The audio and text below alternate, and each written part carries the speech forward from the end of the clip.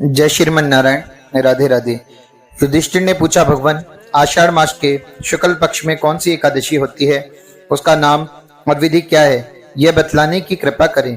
भगवान श्री कृष्ण बोले, राजन, आषाढ़ शुक्ल पक्ष की एकादशी का नाम शयनी एकादशी है। मैं उसका वर्णन करता हूँ। वह महान पुण्यमयी, स्वर्ग एवं मोक्ष को प्रदान करने वाली है, सब पापों को हरने वाली है तथा उत्तम व्रत है। आषाढ़ शुक्ल पक्ष में शयनी एकादशी के दिन जिन्होंने कमल पुष्प से कमल लोचन भगवान विष्णु का पूजन तथा एकादशी का उत्तम व्रत किया है, उन्होंने तीनों लोकों और तीनों सनातन देवताओं का पूजन कर लिया।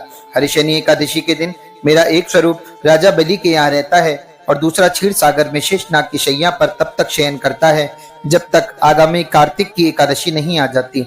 अतः आषाढ़ शुक्ल पक्ष एकादशी से लेकर कार्तिक शुक्ला एकादशी तक मनुष्य को भली भांति धर्म का आचरण करना चाहिए। जो मनुष्य इस व्रत का अनुष्ठान करता है वह परम गति को प्राप्त होता है। इस कारण यत्न पूर्वक इस एकादशी का व्रत करना चाहिए। एकादशी की रात में जागरण करके शंख चक्र और गदा धारण करने वाले भगवान विष्णु की भक्ति पूर्वक पूजा करनी चाहिए। ऐसा करने वाले पुरुष के पुण्य की गणना करने में चतुर्मुख ब्रह्मा जी भी असमर्थ हैं।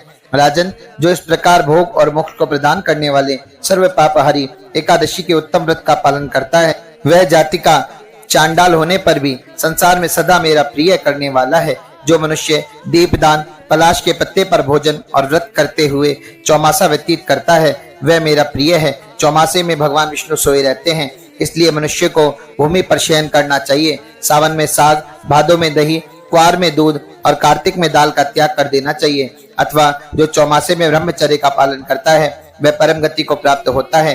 राजन, एकादशी के व्रत से ही मनुष्य सब पापों से मुक्त हो जाता है, अतः सदा इसका व्रत करना चाहिए, कभी भूलना नहीं चाहिए। शयनी और बोधिनी के बीच में जो कृष्ण पक्ष की एकादशियां होती हैं, गृहस्थ के लिए वे ही व्रत रखने योग्य है।